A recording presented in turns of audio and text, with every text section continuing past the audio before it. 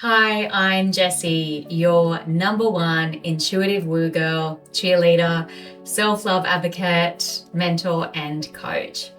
So far in this free series on learning to love yourself, we have redefined what love is as at the same time being able to see equal positive and equal negative as a balanced, centered, whole emotion.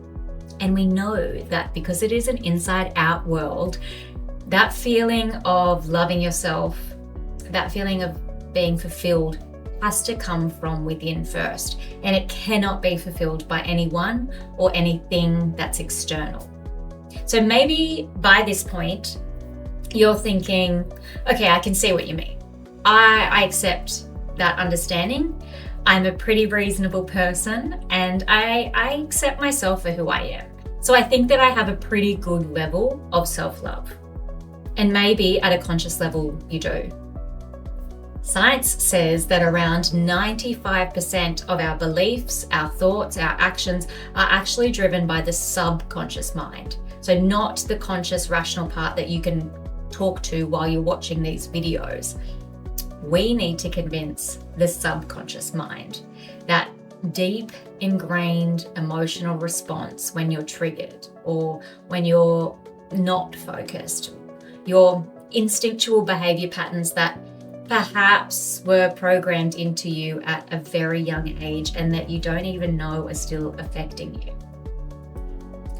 As a general rule, we aren't half as self-aware as we think that we are, because it's simply not a practice priority to check in with our emotional state throughout the day and try to actively name or actively label how we are feeling. Think about when someone asks you, how are you? We always go instinctively, good, thanks, you. No one's, and I'm not expecting you to start going around, really deeply considering with the next person who asks you, how are you? But when was the last time that you asked yourself, how are you feeling today? Or how did you spend the majority of today feeling? It's not just good. Maybe it's actually satisfied, proud, content, appreciative. It's normally only when we're in, a heightened negative state that we really articulate, like, I am so angry right now. But even then, maybe it's actually frustrated or confused or hurt or annoyed or offended. So when you work with someone like me who has highly trained intuition, we can actually check what your level of self-love is, which, trust me, it will be low. The majority of the world is sitting around like 16% on the self-love scale. It is shockingly rare to find someone who is high on the self-love scale unless they've done a significant amount of inner work.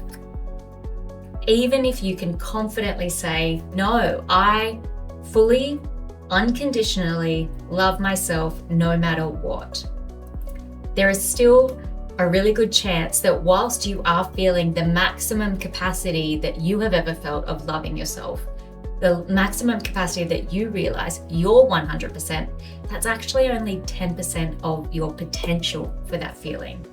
You just didn't know that there's another 90% out there that exists, so that you think that your 10% is the maximum.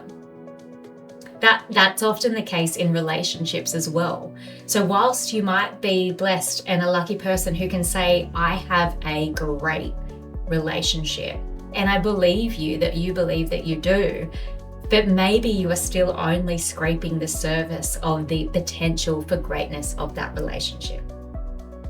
So as an experiment, tomorrow, as you move throughout your day, each time you enter a new space or start a new meeting or a new activity, each chunk of time, just clock in with what your emotional state is. Is it slightly different from the last chunk of time? Like, how are you actually feeling? Because the more we are consciously aware of our emotional states, the more that we can appreciate them and then control them. We can't get to where we're going, that place of unconditional self-love, if we don't know where we are starting from.